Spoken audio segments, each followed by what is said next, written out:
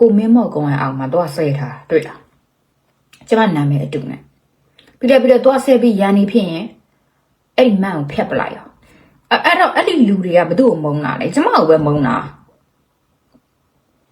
မကြည့်လားကျမပြန်ဘလောက်တည်းအောင်ဆိုလေဒီမှာဘိုက်ကိစ္စလို့တော့ဘာမှတော့မလုပ်ရသေးဘူးမကြည့်လားဒိုင်ယာနာနီလာဇွန်နဲ့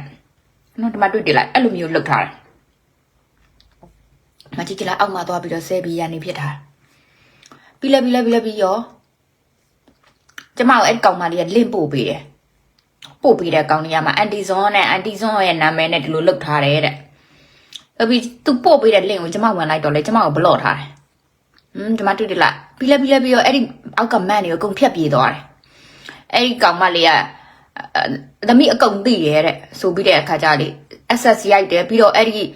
မန့်ဖြတ်သွားတာတွေကိုလည်းသူပို့ပေးတယ်မတွေ့လားသူပို့ပေးတဲ့အမှန်လေးမှကြည့်လိုက်ကျမကိုဘလော့ထားတဲ့အတွက်ကျမလုံးဝသူ့လင့်ကိုမြင်လို့မမြင်အောင်ဆို Messenger ဆဲလို့မရရင် TikTok ကနေလာဆဲ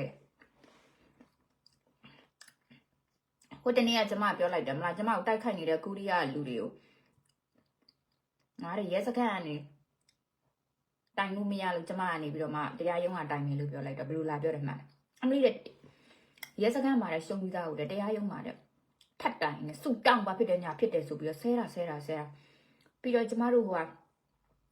ဒီကြိုးစားချတဲ့ကိစ္စနဲ့ပတ်သက်ပြီးကျမဝင်ပါပြီးတော့ဖြည့်ရှင်းပေးလိုက်တယ်အောင်အမလေးလူရဝင်လောက်တာဘာညာနဲ့သူတို့လာလောက်လို့လားသူတို့လာမလို့ဘူးအဲ့ဒီမှာကြိုးစားချပြီးကောင်းမလေးကြောင်းသူမလေးသေးတော့ကကျမတို့သွားပြီးတော့အာသုဘပို့တဲ့ချိန်မှာ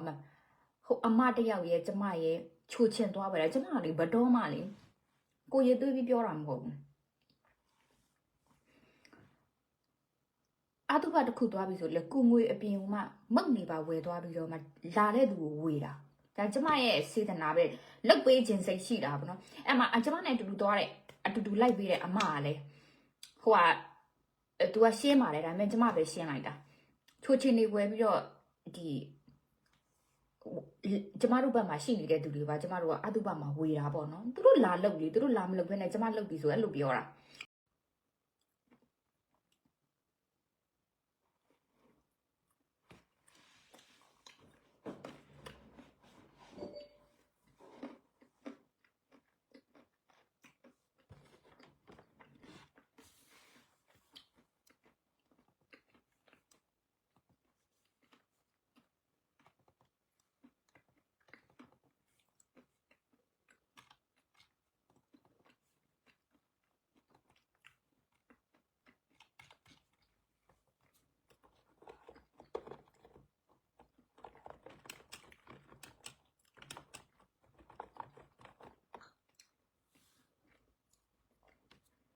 အားလုံးပဲမင်္ဂလာပါ